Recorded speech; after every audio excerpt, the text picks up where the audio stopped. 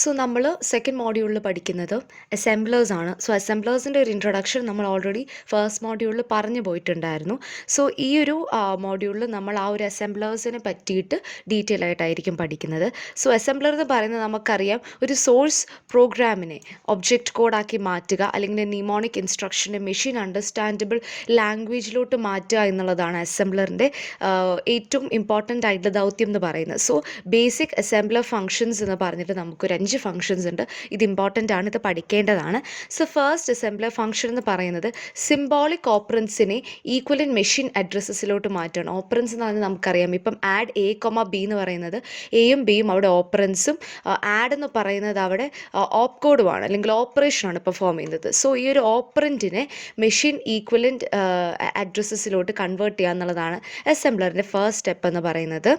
രണ്ടാമത്തത് pneumonic operation codes, അതായത് നമ്മളിപ്പം അസംബ്ലറിൻ്റെ കാര്യമാണ് പറയുന്നത്. സോ അസംബ്ലറിൽ നമ്മൾ ഓപ്പ് കോഡ് എഴുതുന്നത് നിമോണിക് ആയിട്ടുള്ള രീതിയിൽ, എന്ന് വെച്ച് കഴിഞ്ഞാൽ ഒരു അണ്ടർസ്റ്റാൻഡബിൾ, ഒരു മനുഷ്യന് വായിക്കാൻ പറ്റുന്ന രീതിയിലാണ് ഓപ്പ് കോഡ്സ് എഴുതിയിരിക്കുന്നത്. സോ അതിനെ മെഷീൻ ലാംഗ്വേജ് ഈക്വലൻസ് ആയിട്ട് കൺവേർട്ട് ചെയ്യുക എന്നുള്ളതാണ് രണ്ടാമത്തെ സ്റ്റെപ്പ്. രണ്ടാമത്തെ ഫംഗ്ഷൻ. മൂന്നാമത്തെന്ന് പറഞ്ഞു കഴിഞ്ഞാൽ ഡേറ്റ കോൺസ്റ്റൻസ്, നമ്മുടെ സോഴ്സ് പ്രോഗ്രാമിലുള്ള ഡേറ്റ കോൺസ്റ്റൻസിനെ ഇൻറ്റേർണൽ മെഷീൻ റെപ്രസെൻറ്റേഷൻസ് കൊടുക്കുക. അതായത് മെഷീൻ്റെ എങ്ങനെയാണ് ആ ഒരു ഡേറ്റ കോൺസ്റ്റൻറ്റിനെ റെപ്രസെൻറ്റ് ചെയ്യുക എന്നുള്ളതാണ് മൂന്നാമത്തെ ഫംഗ്ഷൻ എന്ന് പറയുന്നത്. പിന്നെ നാലാമത്തത് ഒബ്ജക്റ്റ് പ്രോഗ്രാമിനെ അസംബ്ലി ലിസ്റ്റിങ്ങിനെയും ഒക്കെ എഴുതുക എന്നുള്ളത്. അഞ്ചാമത്തത് ഇതിന് ഈ ഒരു from all the first 3 instructions അതിനൊരു പ്രോപ്പർ ഫോമാറ്റ് കൊടുത്ത് ഒരു മെഷീൻ ലാംഗ്വേജ് പ്രോപ്പർ ഫോമാറ്റിൽ എഴുതുക എന്നുള്ളതാണ് അഞ്ചാമത്തെ ഫംഗ്ഷൻ എന്ന് പറയുന്നത്. ഇതിൻ്റെയൊക്കെ ഭാഗമായിട്ട് വരുന്നതും കൂടിയാണ് assembly directives. Assembly directives already നമ്മൾ നമ്മുടെ ഫസ്റ്റ് മോഡ്യൂൾ ഡിസ്കസ് ചെയ്തിട്ടുണ്ടായിരുന്നു. സോ ഇതാണ് നമ്മുടെ ഒരു SICയുടെ ഒരു എക്സാമ്പിൾ എന്ന് പറഞ്ഞു കഴിഞ്ഞാൽ.